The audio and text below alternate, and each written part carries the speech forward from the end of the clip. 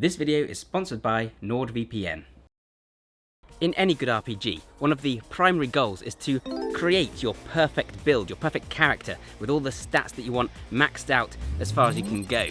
This is how I think we should also approach our training. I'm not the first person to notice this parallel, but there are some things I wanted to say about it. Because you see, a lot of people don't approach their training like this. Instead, they just go with whatever training program they've been given, whichever one they can download or find on the internet, and then they stick with that. Their goals are nothing more than to just get fitter and to get into shape, maybe lose weight, get stronger. But instead, if we approach this like we might an RPG, we can look at the different stats that we have and then decide which ones we want to focus on. What do we want to improve? Do we want to be faster? Do we want to jump higher? Do we want to be stronger? Maybe we want a combination of those things, but where's the weighting? Which thing is going to take priority, and what can you have at the same time? This way you can come up with a kind of perfect build, and then you can work backwards to select the exercises you need from there. And that's always what I've done. This is why I devised the AT-NSP hierarchy. In this video, I'm going to talk a little bit about how we might go about maxing out our stats and some of the ways we might treat life and training like an RPG in order to get ahead a little bit faster using some of the same principles that work in that context.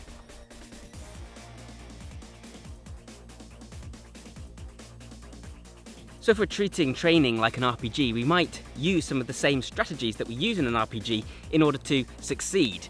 And the first one of these I want to talk about is something called MinMaxing. So when you min-max at an RPG, basically you're going to pour all of your experience points into a single skill or trait or attribute. For example, you might make a build of a character that's extremely strong or that's extremely smart, but you do this at the expense of all the other traits that you might have invested some of those points into.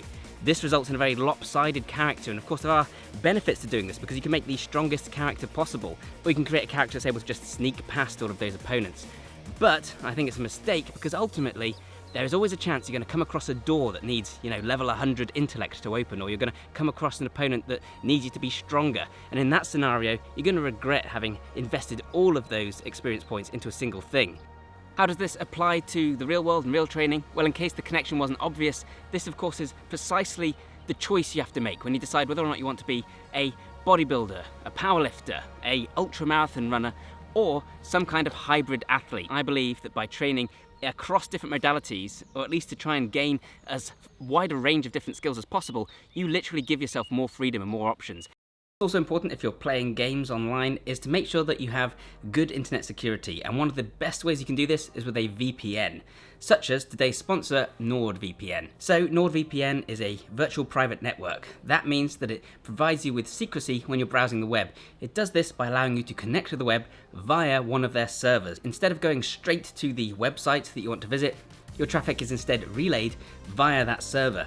This not only allows you to hide your IP address from the internet, but it also allows you to hide your browsing activity from your ISPN, your internet service provider. Not saying that these websites or your ISPN have got nefarious schemes, but they do collect a lot of data, and it's private. Why should anyone know the websites that you want to visit? And of course it can protect you from malicious attacks.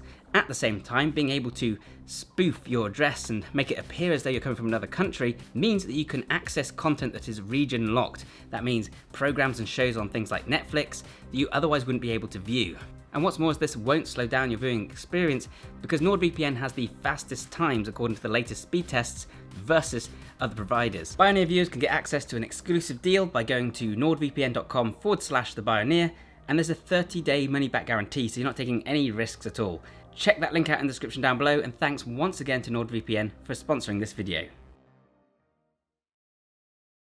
Think that creating a build like this is going to involve too much training because you're too scattered all over the place. However, if you create that build and you know exactly what you want and work backwards to choose the right exercises, you can find those exercises that provide multiple benefits and benefit you in multiple domains. That way you're choosing bang for your buck exercises, and that way you're being more time efficient and training across multiple domains. Now of course there is a trade-off here, and of course there's only a certain degree to which you can get stronger without it affecting your cardio, for example. However, I think this is a trade-off that's worth making, and part of the fun is discovering where that balance is and which exercises help you to optimize it. Another tip that applies perfectly here is to play at your own level, play at the right level, because in RPGs you can effectively select your own difficulty, and you can do this by going to a point in the game where there's lots of very difficult enemies, or sticking to areas where there are weaker enemies. Typically we stick to the weaker areas, and then as we progress and level up our character we can that way explore the more dangerous areas. However, by setting your own difficulty, you can also fall into a number of traps. For one, you might stick around in the easy area for too long and thereby not grow your character's stats as you should be.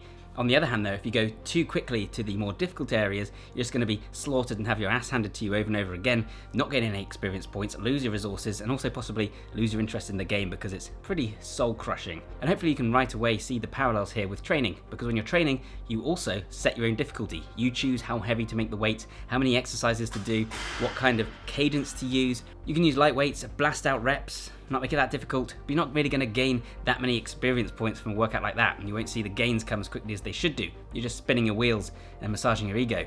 Alternatively, you might pile loads of weight on and perform an exercise with poor form, and that can lead to injury. So we need to find that sweet point where it's just difficult enough to provide growth, but not so difficult that it's soul crushing. And actually game designers have to think about this when they design their games. They have to keep the game at the perfect difficulty level as you progress through it. This keeps you in a flow state, because when something's too easy, we lose attention. When something's too hard, we lose the will to progress. When something's just right, we can enter a flow state where we feel focused, rewarded for our input, and challenged just the right amount. This is what you want from your training. You want to pick just the right difficulty level and really be honest with yourself about where you're at. Another tip I've learned from playing RPGs when it comes to building your ideal athletic build is to think in terms of the big wins and not to fret the small stuff. And this is something that's a big issue, I think, is rife in the fitness industry. In an RPG or a game, you need to grind, you need to build up your stats over time. And some of this is going to be menial, it's going to be chipping away at bigger stats, but you do want to be strategic. You want to spend your time doing things that are going to give you the maximum benefit for the time that you invest. And great examples of this are scenarios in games where you get a big step change in terms of your power, these really empowering moments. In Zelda, it might be getting the Master Sword. In Cyberpunk 2077, I realized that if I was able to get one sniper rifle from one of the bad guys, I could then hang back and pick off enemies from a distance and get much higher value loot. My point with all this, and where it relates to real life, is that you need to be careful of these biohacks and these supplements and these tips that promise to gain you like 2% testosterone or 3% more energy or cut your sprint time down by, half a fraction of a millisecond.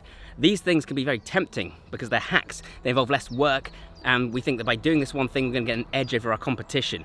How many people do you know who lie on spiky mats before bed, who take cold showers, even things like the Wim Hof method? And I'm not saying these things don't work or have their place, but if you're doing all of these things to try and optimize your performance, but you haven't just focused on the basics, on building a lot of strength by going to the gym, then you're really missing out. Likewise, get more sunlight, get outside more if you want to increase your vitamin D and your testosterone, because really 3% increase in testosterone might sound amazing in a study, but A, that's a study, it's far removed from reality, and B, that's not going to make a big impact on your life, because 3% is just a tiny drop in the ocean.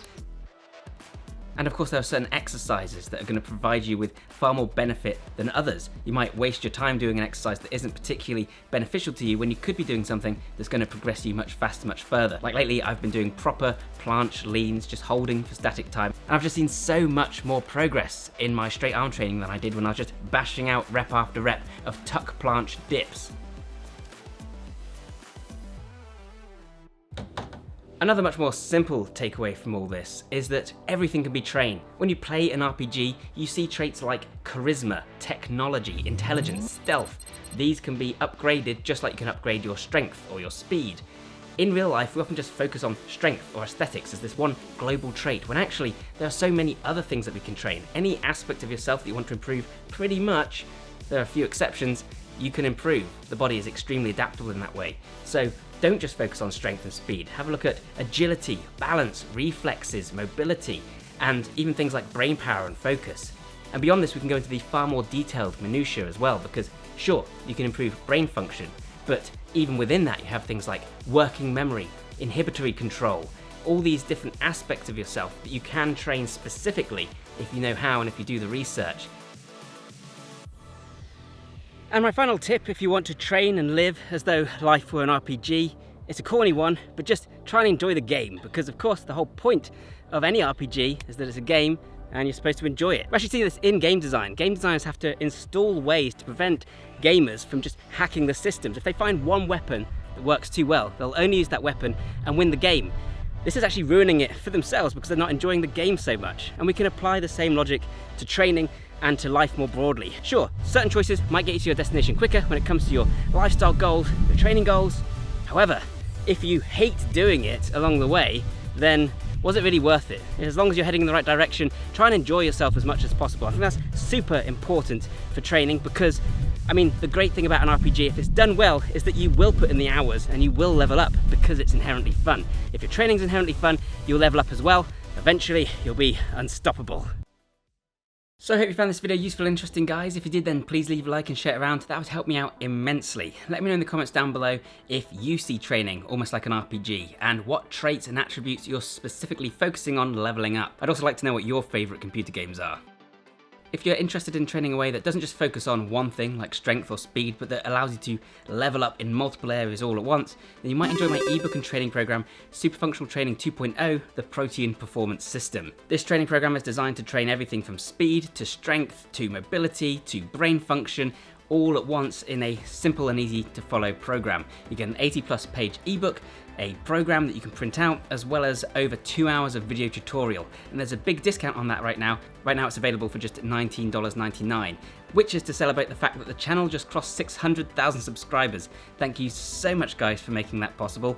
It's a huge honor, I still can't believe it. And yeah, what can I say? It obviously wouldn't be possible without you guys, by definition, so thank you so much for your support. Also like to take a moment to say thank you to Paul from First 4 Fitness in Bicester, who created this incredible Batman bust for me. I'm currently kitting out my office, trying to make some cool backdrops and different corners of the room that look good. It's a work in progress, but this thing is definitely going to be one of the highlights. And if you're interested in getting one commissioned for yourself, then he is considering taking orders like that, so I'll put his email in the description down below. Contact him if you want something similar yourself. Either way, guys, thank you so much again for watching and for everything, and I'll see you next time. Bye for now.